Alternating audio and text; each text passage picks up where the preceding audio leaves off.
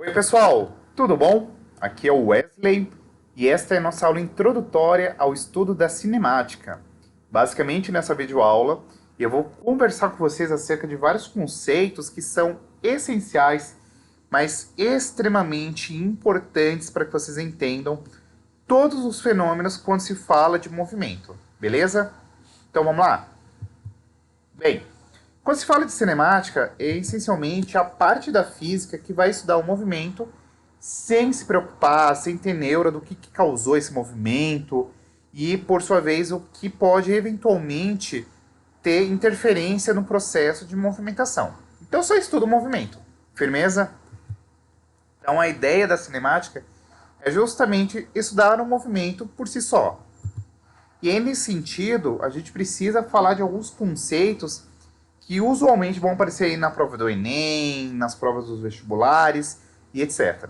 Dentre os quais, o primeiro é o ponto material ou partícula, que é basicamente uma situação na qual a gente está estudando um corpo.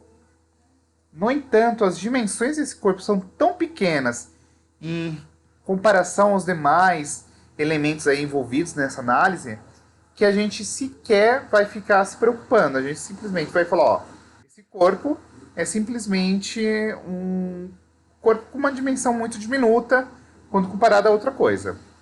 Entretanto, a gente tem um conceito de corpo extenso, que é quando você tem agora um corpo que as suas dimensões não são pequenas em comparação com os demais que estão aí participando do fenômeno. Então, por exemplo, na hora que você olha um carro em relação a uma casa, ele não é pequeno, então ele tem aí uma dimensão significativa, tá bom? E quando se fala de movimento, a gente pode entender basicamente o seguinte: fisicamente, o movimento é conceituado quando ocorre uma variação entre o corpo e o seu referencial variando com o tempo, ou seja, a ideia que vocês precisam se atentar é que o corpo ele vai sofrendo variação com o passar do tempo. Então, vamos pegar esse exemplo aqui, ó. Você tem pessoas dentro de um ônibus e uma pessoa ali sentada, brisando sobre a vida, pensando na morte da bezerra. Quando a gente olha essa gravura, eu quero que vocês entendam que o passageiro que está aqui no interior do ônibus, este passageiro está em movimento em relação a esse observador fixo aqui. Porque a variação da posição dele vai sofrendo mudança com o passar do tempo. Ou seja, a ideia de movimento é você pensar que há uma variação de posição ao decorrer de um tempo. Beleza? Em contrapartida, a gente tem o conceito de repouso, que é uma situação na qual agora a variação entre o corpo e o referencial não vai variar entre o tempo. Então, quando você olha aqui, o carinha que está ali pensando na morte da bezerra, ele de fato vai estar o quê? Em repouso, porque a variação, o corpo dele não varia, né? Então, ó, note que esse passageiro no interior do repouso, ele está em repouso em relação ao ônibus e ao motorista. Por quê? Ele está sentadinho aqui, mas o corpo dele não está variando, beleza? Porque a posição em relação a esses carinhas aqui, ó, por exemplo, entre essa mulher e esse carinha, é a mesma, tá? Não vai variando. E entre ela e o passageiro é a mesma. O que está em movimento é o ônibus. Check? E aí eu, por exemplo, vamos supor que eu estou aqui numa manhã linda e bela, escrevendo na lousa. Aí eu faço a seguinte pergunta. O canetão que eu estou usando para escrever na lousa, por exemplo, ele está em movimento ou em repouso em relação à lousa? E aí, eu quero que você tente agora me justificar. Tenta escrever aqui, pausa, e escreva aqui nos comentários desse vídeo o que você acha. Está em movimento ou está em repouso? Beleza? A resposta para isso é a seguinte. Enquanto eu estou escrevendo, a posição do meu canetão vai sofrendo mudança de posição em relação à lousa. Então, a gente pode inferir que o meu canetão ele está em movimento em relação a ela. Beleza? E aí eu te pergunto, beleza, se o canetão está em movimento, a lousa ela vai estar em repouso ou em movimento em relação ao chão? E aí? E agora, hein? Presta atenção, eu estou falando da lousa em relação ao chão. E a resposta aqui é que a lousa vai estar em repouso, porque percebam, ela não mudou de posição em relação ao chão, então ela continua ali, paradinha de boa na lagoa. Beleza? Agora vem a pergunta. E a lousa? Ela está em repouso ou em movimento em relação ao canetão, hein? E aqui, provavelmente você fala, ah, está em repouso. E a resposta é, tcharam, não. O conceito de movimento ou repouso é simétrico, isto é, se um corpo está em movimento em relação a um outro, ou em repouso, o outro também vai ter em movimento ou em repouso em relação a ele. Portanto, a lousa estará em movimento em relação ao canetão. Aí você vai falar, mas mano do céu, como assim? Se liga. Vamos supor que, hipoteticamente, eu tivesse ali um inseto parado no meu canetão e eu estou escrevendo lá na lousa e ele continua de boa na lagoa, repousado ali em cima do canetão. Esse inseto ele verá a lousa passando por ele. Então a lousa, em relação ao canetão, vai estar em movimento. Beleza? Nesse sentido, um outro conceito que eu queria discutir com vocês é o conceito de trajetória. E trajetória, fisicamente, pode ser conceituado como o lugar geométrico das sucessivas posições ocupadas por um corpo ao decorrer do tempo. Então vamos supor, você tem aqui esse atleta paralímpico. Ele faz aqui uma acrobacia e percebam que o corpo dele vai sofrendo variação de posição ao longo do tempo. E essas variações aqui, esse trajeto, é o que nós denominamos como trajetória. Então, se a gente pudesse resumir trajetória, seria basicamente o caminho percorrido pelo corpo durante seu processo de movimentação em relação a um dado referencial. Então, ó, o ponto de partida é aqui. E aí, a trajetória descrita por esse corpo foi essa, tá bom? A mesma coisa seria como esse exemplo aqui, ó. Se tem um avião e ele solta uma bomba. Para o referencial, que é esse carinha aqui que está observando, a trajetória da bomba será um segmento em reta vertical. Só que para um referencial aqui, ó, um observador no solo, a trajetória é esse arco de hipérbole, tá? Então você pode ter aqui uma pessoa que está dentro do avião e na hora que ele observa essa bomba sendo disparada, ela vai ter uma trajetória retilínea, tá? Reta. E a pessoa que está aqui, ela vai vendo aqui, ó, essa bomba sendo liberada e ela vai ter esse formato aqui, ó, em hipérbole, beleza? Então a trajetória, como eu falei para vocês, é a descrição da variação do espaço do corpo durante o movimento, tá? E a gente pode ter aí diferentes formas da gente observar a trajetória. E aí um outro conceito que eu queria falar para vocês é de instante em intervalo de tempo. E aí tem algumas notações que eu preciso falar para vocês, ó. Quando eu coloco T0 é a origem dos tempos e T1 é o instante ao qual eu estou analisando. Então vamos supor que eu estou observando aqui uma determinada partícula que está se movimentando, certo? E ela começa a se movimentar a partir aqui do tempo 0 e ela vai se movimentando até chegar aqui no tempo 2 igual a 20 segundos. Eu posso te perguntar o seguinte, mano, qual que seria o tempo que ela gastou entre a origem e o instante 1? Foi de 10 segundos. E entre o instante 1 e o instante 2? Também seria 10 segundos. Beleza? Agora, se eu analisasse entre o tempo de origem até o tempo 2, seriam 20 segundos. Beleza? De maneira qual, a gente pode entender que a duração definida por 2 instantes de tempo é chamada de intervalo de tempo e a gente representa com essa seguinte fórmula aqui, ó. Variação de tempo, toda vez que você tiver delta, significa variação, tá bom? A variação de tempo é igual dado tempo final menos o tempo inicial. Logo, se nós pegarmos aqui aquele mesmo exemplo, a gente conseguiria entender que a variação de tempo seria o tempo final, que seria aqui 20 segundos, menos o tempo inicial, que é 0 segundos. Logo, a variação de tempo foi igual a 20 segundos. Beleza? E nós temos algumas unidades de tempo que serão usadas habitualmente. Nós temos aqui segundo, minuto ou horas. Perdão. Claro que a gente pode ter algumas outras derivações aí, tá?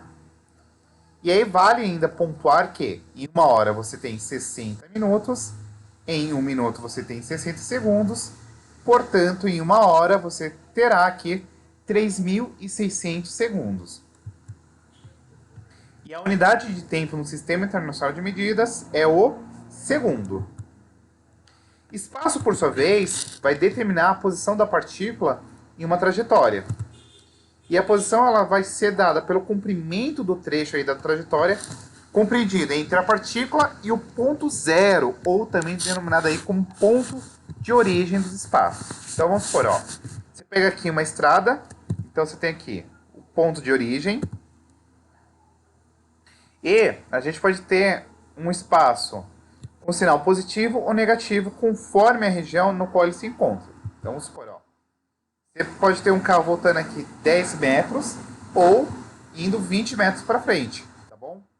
De maneira qual, a partir desse conceito, a gente pode usar agora uma outra ferramenta matemática denominada como deslocamento escalar, que é basicamente a trajetória entre os tempos finais e os tempos finais não, perdão, mil desculpas, entre o ponto final e o ponto inicial de um espaço aí na trajetória. Então vamos lá.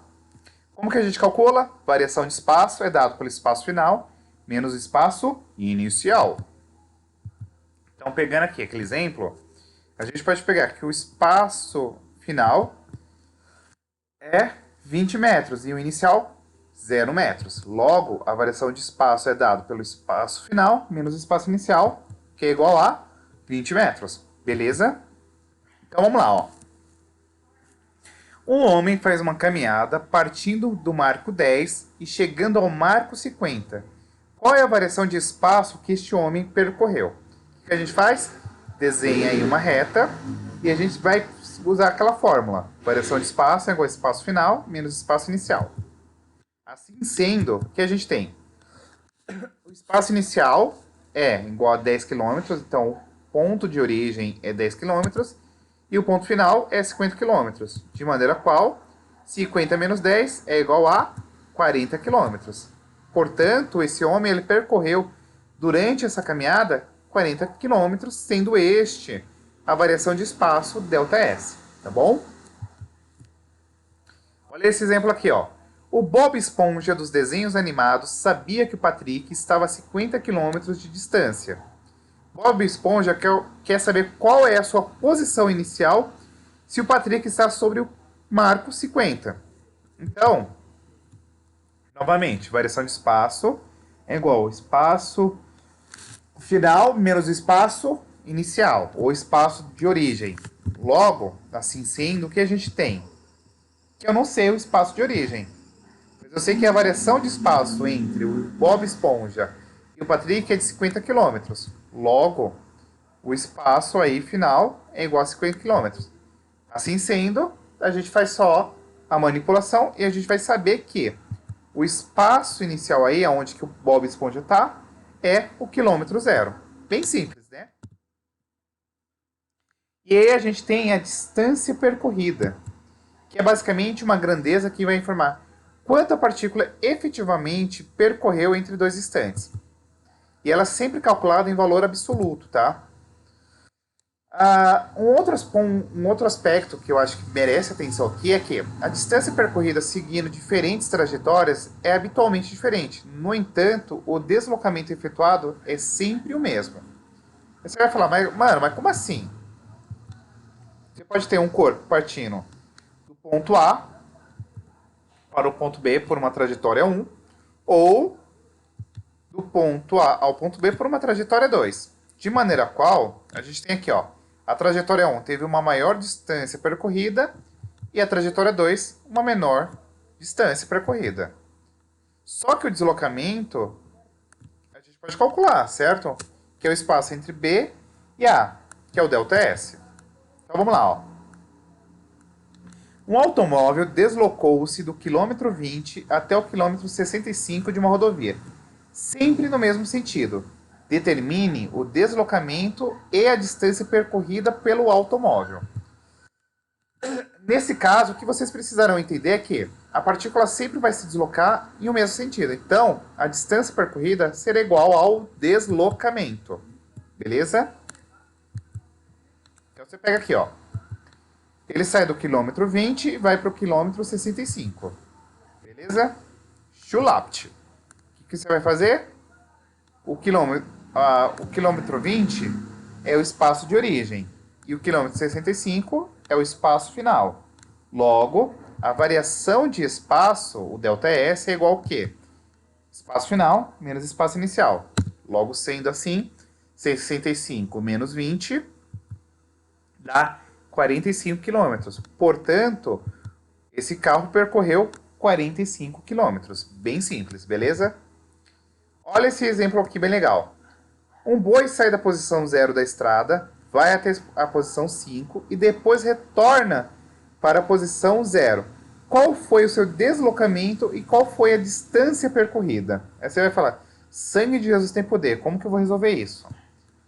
Para isso, o que você precisa entender é que a partícula vai inverter o sentido do movimento.